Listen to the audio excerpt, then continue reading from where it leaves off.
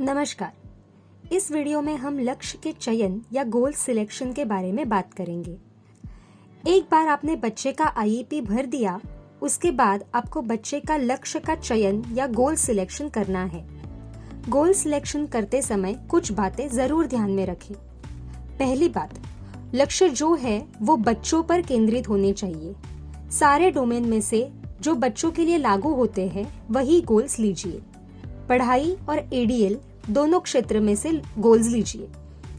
बच्चों के पूर्ण विकास को ध्यान में रखते हुए गोल्स को चुनिए। ये याद रखें, आप जो लक्ष्य चुन रहे हैं वो प्रगतिशील होने चाहिए।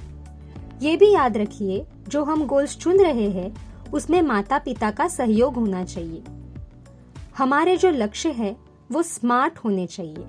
एस से स्पेसिफिक यानी स्पष्ट। जो भी लक्ष्य आप चुनते हैं वो स्पष्ट होने चाहिए। लक्ष्य को पढ़ते ही समझना चाहिए कि लक्ष्य का मकसद क्या है। दूसरा आता है एम, मेजरेबल, मतलब जो हम माप सके। ऐसा गोल चुनना चाहिए जो मापे जा सके। फिर आता है ए, अचीवेबल। अचीवेबल मतलब बच्चों को ध्यान में रखते हुए ऐसा गोल्स चुनिए जो बच्चा आसानी से पूर्ण कर पाए। फिर आता है आर, रिलेवेंट यानी वास्तविक। जो बच्चे की परिस्थिति है, जो भी लक्ष्य आप चुनते हैं वो वास्तविक होना चाहिए। और अंत में आता है टी, टाइम बाउंड, मतलब जब भी हम कोई लक्ष्य का चयन करते हैं हमें ध्यान में रखना चाहिए कितने समय में बच्चा उस लक्ष्य को पूरा कर पाएगा। स्मार्ट में एस से होता है स्पेसिफिक, मतलब स्पष्ट, क्योंकि यह मूल्यांकन सूची बच्चे के कौशल पर आधारित है और प्रगतिशील है, इसीलिए लक्ष्य पहले से ही काफी स्पष्ट है। लेकिन हम सब जानते हैं कि हमारे बच्चों के लिए कई बार लक्ष्यों को छोटे भागों में बांटना पड़ता है। दिए गए उदाहरण में देखिए, इसमें लिखा है कि बच्चा पहले से मिला हुआ खाना हाथ से या चम्मच से अपने मुंह तक लेकर जाएगा। यह पहले से ही स्पष्ट है, लेकिन और भी स्पष्ट बनाने के लिए यहाँ पर एक प्लस का साइन दिया गया है। अगर आप इसको दबाएंगे तो आपको इस लक्ष्य के टास्क एनालिसिस लिखने की जगह मिल जाएगी। बच्चे की उम्र और क्षमता के अनुसार लक्ष्य को छोटे भागों में बांटिए। उदाहरण के तौर पर पहले दिए गए लक्ष्य में हम लिख सकते हैं कि बच्चा पहले चम्मच पकड़ना सीखेगा, फिर चम्मच में खाना भरना सीखेगा और उसके बाद चम्मच को मुंह तक लेकर जाएगा। ये करने से 3 फायदे होंगे। इससे लक्ष्य और भी स्पष्ट हो जाएगा, लक्ष्य को पूरा करने का क्रम निर्धारित हो जाएगा और आपको लक्ष्य प्राप्ति की योजना करने में आसानी होगी। फिर आते हैं एम। एम मतलब मेजरेबल, जो मापे जा सके। मूल्यांकन सूची पर हर लक्ष्य को मापा जाता है और ये 2 चीजों पर आधारित है।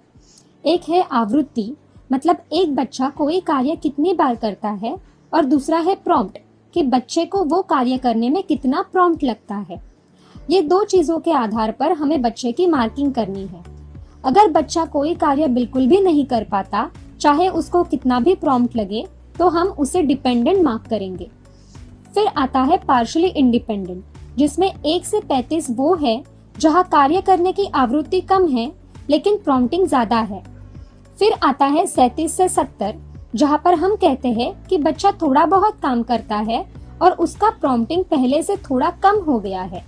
और आखिर में आता है 71 से 99, जब बच्चे की कार्य करने की आवृत्ति बहुत बढ़ जाती है और हमारा प्रॉम्प्ट काफी कम हो जाता है।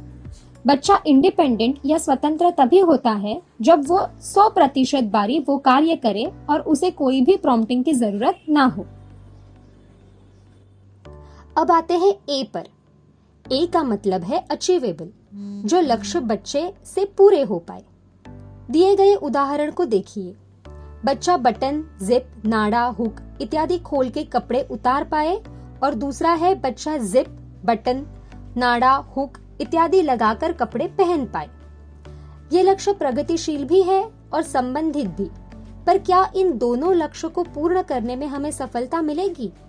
नहीं, क्योंकि इन लक्ष्यों को प्राथमिकता नहीं दी गई है। हम सब जानते हैं कि बटन खोलना बटन लगाने से ज्यादा मुश्किल है। तो अगर हम चाहते हैं कि बच्चे को सफलता मिले तो हमें पहले बटन खोलना और उसके बाद जब बच्चा उसमें सफल हो जाए तो बटन लगाना सिखा सकते हैं।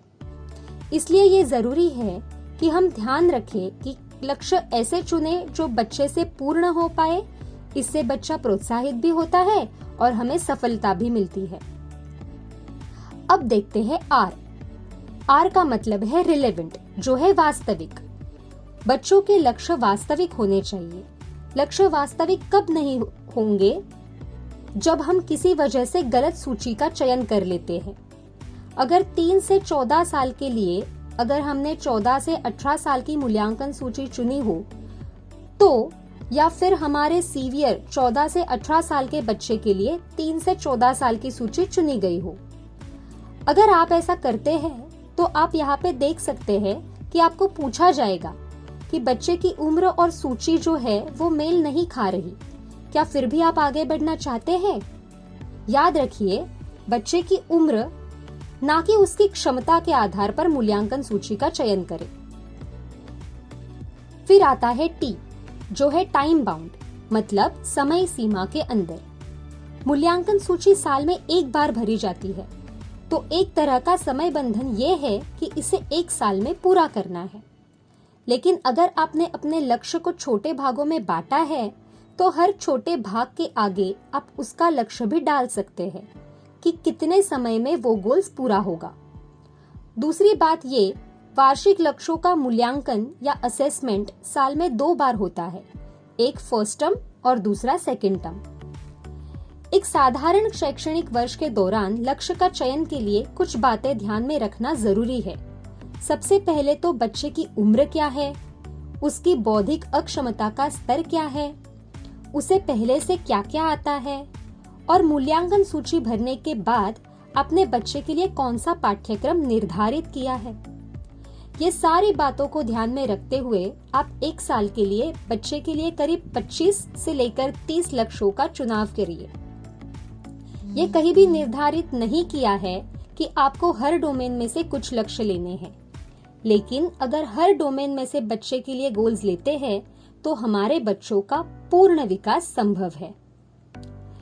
ये तो थी साधारण वार्षिक शैक्षणिक वर्ष की बात, लेकिन किसी वजह से अगले शैक्षणिक वर्ष में भी हम कोविड से ग्रस्त रहे और बच्चों को ऑनलाइन माध्यम से ही पढ़ाना है, तो भी लक्ष्य चयन के लिए कुछ बातें ध्यान में रखना जरूरी है। बच्चे की उम्र और क्षमता तो जरूर ध्यान में रखना है। बच्चों को संपर्क करने के क्या साधन हमारे पास है, उस पर भी प्रतिक्रिया जरूरी है। बच्चा और उसकी परिवार की वास्तविकता क्या है और किस साधन से उन्हें संपर्क कर सकते हैं, ये भी जानना जरूरी है। अगर बच्चे रोज स्कूल नहीं आ रहे हैं तो उनके लिए करीब 15 वार्षिक लक्ष्यों का चुनाव करिए। लेकिन ये लक्ष्य का चुनाव करने से पहले बच्चे ने बीते हुए साल में क्या सीखा है, उसका स्तर क्या है, उसी के आधार पर अगले लक्ष्य का चुनाव करिए। और ये लक्ष्य को ध्यान में रखते हुए फिर पूरी प्लानिंग करिए, किस तरीके से माता पिता के साथ संपर्क होगा और वो संपर्क करने की आवृत्ति क्या होगी। ध्यान रखिए, इस वर्ष 2 ही बातें जरूरी है। बच्चे जो सामग्री सीख चुके हैं वो भूल न जाए, लेकिन जितना वास्तविक रूप से संभव है उतनी नई जानकारी भी उन तक पहुंचे। जब आपने बच्चे के लिए स्कूल के लक्ष्य का चयन कर लिया, उसके बाद आपको माता पिता के लिए कुछ घरेलू लक्ष्य तैयार करने हैं। आईईपी में से जो लक्ष्य आपको लगता है कि माता पिता घर में बच्चे के साथ कर सकते हैं, ऐसे करीब 5 लक्ष्यों का चुनाव करिए। ये बच्चे के लिए गृह लक्ष्य होंगे। इन लक्ष्यों को माता पिता को समझाइए, उन्हें बताइए कि यह लक्ष्य को कैसे पूरा करना है और किस तरह से बच्चे के साथ काम करना है। और हर 4 महीने में पालक के साथ मीटिंग लेकर समझिए कि वो ये गोल कर पा रहे हैं या नहीं। अगर नहीं कर पा रहे हैं तो आप उन्हें पूर्ण करने के लिए सुझाव दे सकते हो। आईईपी मूल्यांकन सूची साल में एक बार शैक्षणिक वर्ष के शुरुआत में करनी है। अगर किसी वजह से बच्चे ने देर से दाखिला लिया है, उस समय एडमिशन के 1 महीने के अंदर मूल्यांकन सूची पूरी करनी है। इस 1 महीने में टीचर बच्चे की निरीक्षण करके मूल्यांकन सूची भर सकते हैं। अगर किसी वजह से कोई चीज समझ में ना आए तो आप माता पिता की राय भी ले सकते हैं। मूल्यांकन सूची भरने के बाद हर 4 महीने में हमें चुने हुए लक्ष्यों को मापना है, यानी लक्ष्यों का पहला एवं दूसरा सत्र मूल्यांकन करना है। आशा करते हैं कि इस जानकारी से आपको फायदा हुआ होगा। अगर इसके बारे में आपका कोई भी सुझाव या शंका है तो अपने जोन कोऑर्डिनेटर से बात कर सकते हैं। धन्यवाद।